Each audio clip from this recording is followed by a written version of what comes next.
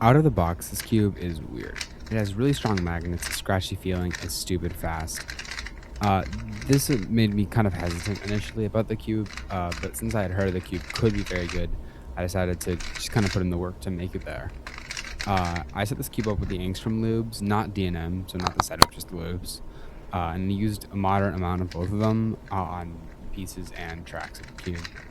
This added a lot of control to the cube, and for those of you who don't know or are newer to Square One, controllability is important because in certain cube shapes and algorithms, if you get misaligned by even one edge, it'll either completely mess you up, make you catch really bad, and those bad catches are actually what can help contribute to the breaking of your cubes.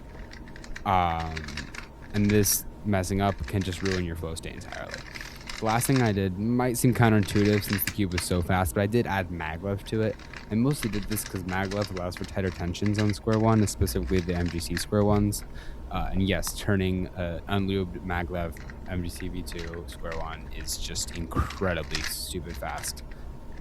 After I did a few hundred solves and found great success, getting many sub-10s and my PB average of 5, 12, and 50, and single, which at the time was an 8 something.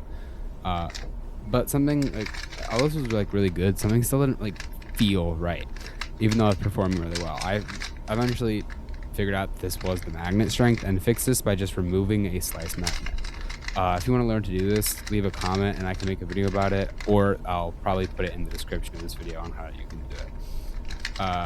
Anyway, after this, I was doing some solves, and I kid you not, 7 solves in, I got my PB single by 1.2 seconds. It was a 7:14, which is just, crazy. This cube kind of has a weird design philosophy from what I've learned. Like, it has several minor piece design changes from the V1. They don't inherently fix problems that we had with the V1, except for like, the edges breaking. But they might just make the cube work for you in different ways. They kind of just change things, not like the stats of the cube are still leveled out. So some people are going to really gravitate towards this cube and think it's the absolute best, and some people are going to think it's the worst.